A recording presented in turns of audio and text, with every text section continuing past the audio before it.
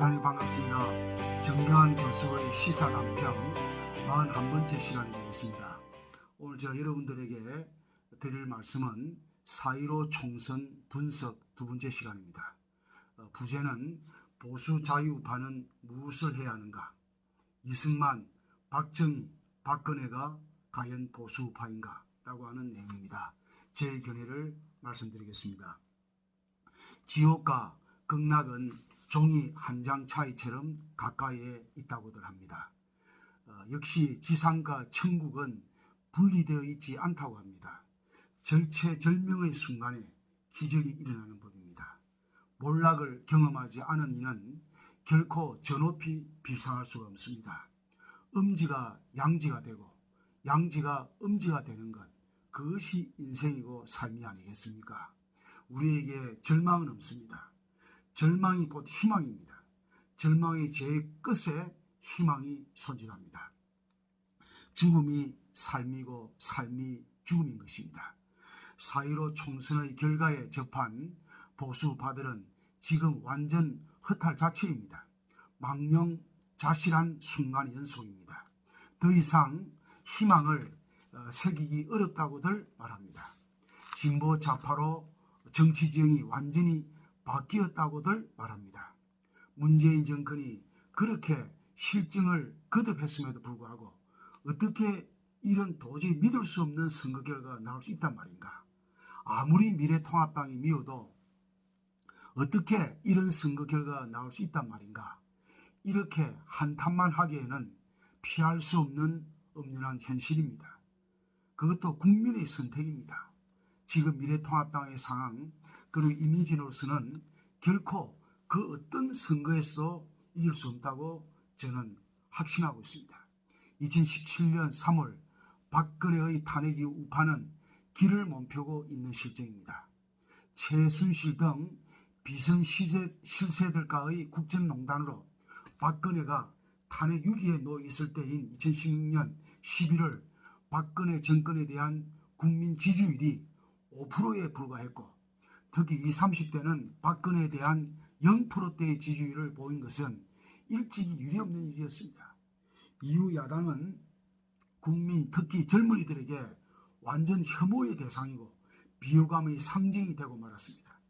박근혜 탄핵 이후 들어선 문 정권이 아무리 실책과 실정을 거듭해도 늘 40%대를 유지하고 있고 지금은 50%대를 넘는 높은 지지율을 보이고 있습니다.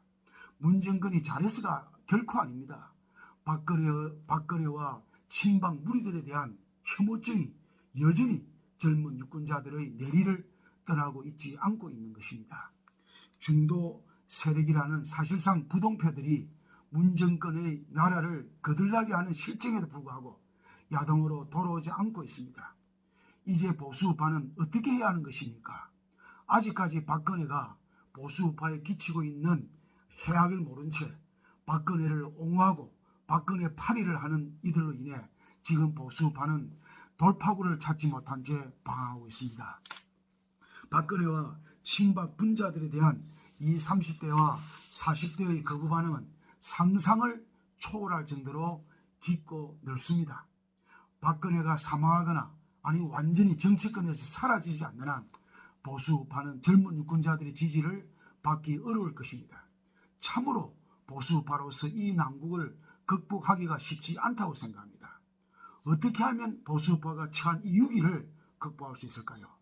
한국에서 보수란 무엇을 말합니까? 자유민주주의를 수호하고 시장경제 질서를 보존하고 확장하자는 것이 바로 보수고 보수우파입니다. 한국 현대사에서 보수의 주류는 누구입니까? 이승만이 과연 보수입니까? 이승만은 남도당과 소련의 절대적 지지를 받고 있던 김일성에 의한 남한 적화 야욕을 물리치고 대한민국을 건국하는 데 결정적 역할을 한 건국의 절대적 공로자입니다. 그리고 그는 자유민주주의 이념을 대한민국의 헌법 정신으로 받아들였고 한미 동맹체제 구축을 통해서 민족 반역자이자 인류의 공적인 김일성이 일으킨 남침을 물리친 대한민국의 수호자입니다. 그러나 그는 내가 아니면 안 된다고 하는 반민주의식으로 헌법에 금지된 삼성개헌도 모자라서 4.4.5 개헌으로 종신집권을 기도하였습니다. 국가기관과 깡패 조직 등을 동원해서 야당을 억압하였습니다. 이런 일들을 자행한 이승만이가 과연 보수일까요? 보수입니까? 이승만을 보수라고 칭한 이들은 보수의 기본적 개념만지도 모르는 이들입니다. 자유민주주의가 보수입니다. 보수는 그 어떤 독재를 반대합니다. 독재를 용인하는 보수가 어찌 보수라고 할 수 있습니까? 이승만은 전형적인 극우분자입니다. 물론 그 나름대로 애국심은 인정하지만은 이승만을 옹호하는 이는 보수라고 할 수 없다고 저는 생각합니다. 그리고 박정희가 보수입니까? 박정희는 5.16 군사 쿠데타를 통해서 정권을 장악한 후 민족 중흥과 근대화의 캐치프레이즈를 걸고 산업화 유업을 이루었습니다. 박정희가 집권할 당시 1인당 GNP가 87달러에 불과하던 것을 그가 사망하던 1979년 1597달러의 기적과 같은 기록을 성취했습니다. 그가 집권하던 시기 6천만 달러에 불과하던 수출액이 그가 사망하던 시기에는 150억 달러라고 하는 정말 기적과도 같은 기록을 역시 이루었습니다.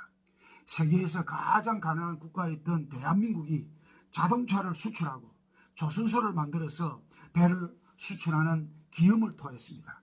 절망에 빠져있던 우리 국민들에게 하면 된다는 분위기를 조성했던 이가 박정희입니다. 그러나 박정희가 보수입니까? 박정희는 이승만과 같이 삼성개헌을 불법적으로 자행하고 그것도 모자라서 1972년 10월 유신 쿠데타를 자행해서 종신집권을 기도했습니다. 중앙정보부와 국가보안사 등의 조직으로 야당 정치인과 수많은 국민들을 고문하고 인권을 유린했습니다. 이런 점에서 물론 이승만과 박정희의 조국 대한민국에 대한 그 나름대로의 애국심은 인정하지만은 박정희를 보수라고 칭하는 이는 보수의 기초 개념도 모르는 이들입니다. 박정희는 극우 분자의 전형인 것입니다. 극우와 우파는 완전히 다릅니다. 비록 같은 우파이긴 하지만은 우파는 의회주의와 민주주의를 기초로 하는 이념이라면 극우는 독재와 폭력으로서 체제를 유지하려고 하는 이념입니다. 대한민국 건국 이후 보수의 주류는 해공 신익희, 유석 조병옥, 거산 김영삼을 잇는 민주화 세력들입니다. 대한민국 역사를 어떻게 규정짓는가 하는 문제는 많은 논의가 있습니다만은 저는 자유민주주의를 위한 투쟁의 역사, 즉 자유를 쟁취하기 위한 저항의 역사이고 독재에 대한 투쟁의 역사, 저항의 역사라고 저는 규정하고 싶습니다. 보수우파라고 자처하면서 이승만을 옹호하고 박정희를 옹호하고 군부 독재자 전두환을 옹호한 이가 있다면 이는 올바른 보수우파가 저는 아니라고 생각합니다. 어떻게 독재자가 보수주의자입니까? 어떻게 독재가 보수입니까? 한국과 세계의 정치학자 그 누구에게도 물어보기 바랍니다. 헌법을 유린하고 인권을 억압한 이승만, 박정희, 전두환을 보수라고 하느니 단 한 명도 없을 것입니다. 이승만과 박정희의 경우 공과가 분명히 있습니다. 제가 이미 밝힌처럼 이승만과 박정희는 나름대로 애국적 활동을 한 것은 분명히 사실입니다. 그러나 그들이 독재를 하지 않았다고 한다면 역사에 길이 남을 것입니다. 그러나 그들은 헌법을 파괴하는 독재를 했기 때문에 극우의 전형이자 보수는 아닌 것입니다. 강주를 비롯한 호남을 총칼로 피로 물들인 전두환과 같은 독재자와 같은 하늘 아래 사는 것이 부끄럽기에 전두환은 언급할 가치가 없다고 저는 생각합니다. 3.15 민주허거, 4.19 민주혁명, 부마민주항쟁, 5.18 민주항쟁, 60 민주항쟁을 부정하고 폄하하는 이는 진정한 보수우파가 아니라고 저는 생각합니다. 어떻게 독재에 대해 싸운 민주화운동을 부정하는 이가 보수입니까? 보수를 바로 세우는 데 있어서 가장 큰 문제는 극우 분자들을 어떻게 처리해야 하는가 하는 문제가 있다고 저는 생각합니다.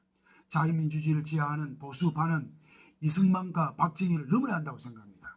그리고 반민주적, 반역사적 작태로 탄핵당한 박근혜를 지어야 합니다. 그렇지 않으면 보수파는 결코 그 어떤 선거에서도 좌파를 이길 수 없을 것입니다. 보수파는 문정권의 실정을 논박하고 비판하기 이전에 무엇보다도 보수 우파가 무엇인지, 자유민주주의가 무엇인지에 대한 이해가 필요합니다. 그렇지 않으면 보수와 보수 야당이라고 칭해지는 미래통합당은 수구 골통분자들의 집합체라고 하는 질타에서 벗어나기 힘들 것입니다. 이승만, 박정희, 전두환, 박근혜는 보수파가 아닙니다. 극우분자들이라고 저는 생각합니다. 보수파는 보수파의 이념인 자유민주주의에 대한 투철한 신념을 가지고 그것을 현실에서 실천할 때 국민, 특히 20, 30대와 40대의 지지를 다시 얻을 수 있을 것으로 저는 확신합니다. 정경환 교수의 시사단평 여기서 마치도록 하겠습니다. 이 방송을 시청하시는 분 중에서 아직까지 구독자 아니신 분은 구독, 좋아요 부탁드리겠습니다. 여러분 대단히 감사합니다.